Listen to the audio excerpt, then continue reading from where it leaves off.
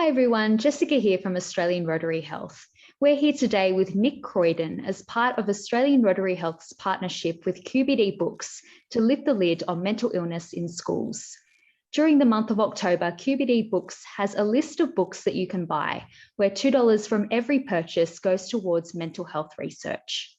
Nick serves as CEO of QBD Books. He has 25 years of experience in many segments of the Australian and international retail, publishing and media industries, and is well versed in corporate finance, mergers and acquisitions, financial reporting and governance.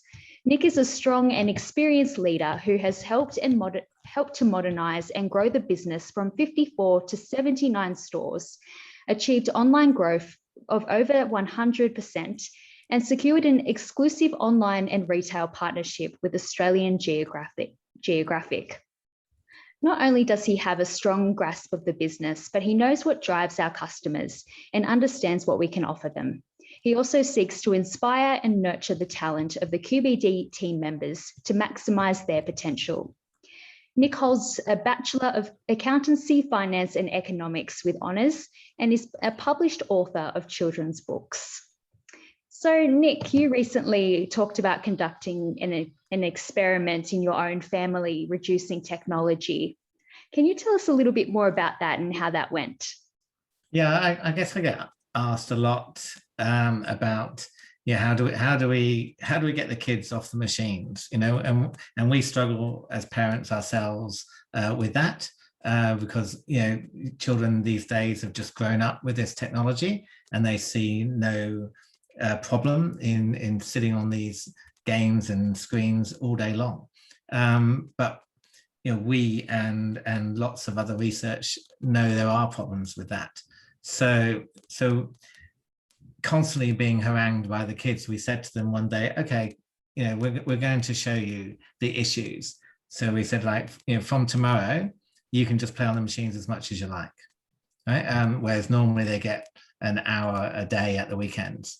So they, so of course the kids loved it, right? So they played and we brought them down for lunch, and they were absolutely hyper over lunch, and ate their food too quickly and ran back upstairs to get back on the machines. And then we went, once they'd had about 4 or 5 hours, we thought that was enough, and then we went to tell them time was up, and they were angry. Right, and their eyes were red, and they were just completely absorbed in these games, and it took us the rest of the evening just to calm them down. And then the next day we said, okay, well today we're no machines, right, and we're going to go out and went down to the park, and we went along the river, and and we went cycling, and we took the dog out, and we chatted, and we watched a movie.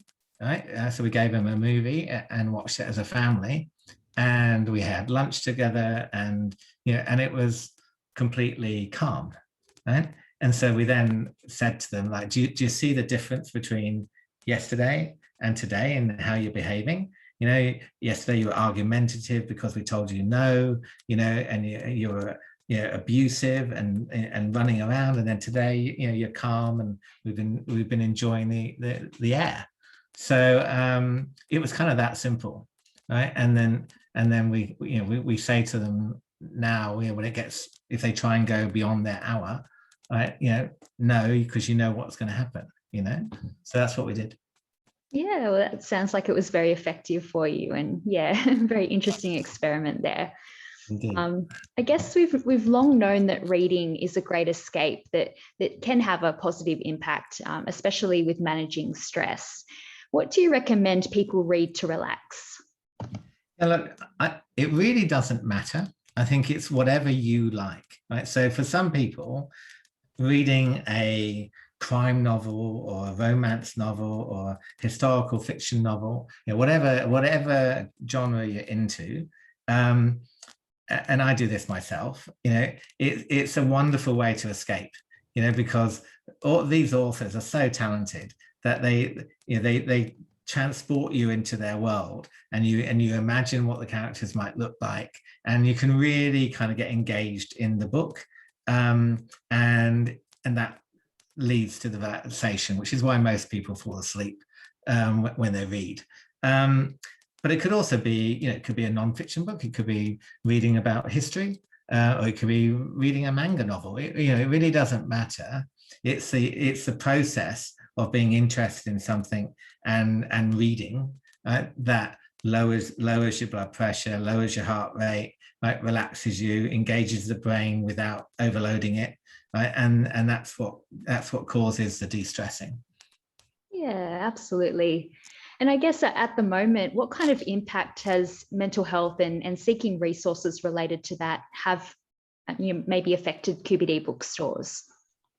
Yeah, so obviously it's different state by state. So yeah, I'm up here in Brisbane. We've been relatively free, right? And it's a big state, so people have been able to drive around, go on holidays. So up here, it's been less noticed. But then my team members in New South Wales and Victoria, I think you're over 100 days now in New South Wales, and Victoria has been over 250 days, I believe, in the last 12 months.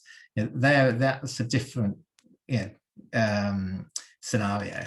So we've had to do a lot of contact with them. So my regional managers in those states are fully employed, even though they've not got any stores to visit. We've told them to act as welfare sort of officers and keep in touch with their teams. We bring some of the team members into the store to help with our online delivery, just to keep them active, right, and engaged, and they love that, to actually go to work. And last week we had an award ceremony where we put on, we do it every year, but normally it's face to face. But this year we hired a hotel, and there was about 40 people from Queensland there, but we live streamed it to every store, so that every team member could watch it, and they really enjoyed it because it was exciting, and they got awards and they got recognized, and I think just investing the time to say hello and check that they're okay, they appreciate it, and it pays dividends for us. Yeah, absolutely. And I guess just one more question: if you could go back in time and prepare yourself for what we've been going through now, what would be your message to your younger self? I would say live in Queensland, which is where I am, because that's or Tasmania. I would probably choose Tasmania because I love Tasmania, and make sure I look after my team members as much as I can in the states that have been doing it tough, and making sure I never run out of red wine. Yeah, great advice. Well, thank you so much, Nick, for your time today. It's been a really great chat. Okay, thank you very much, Jessica. Thank you.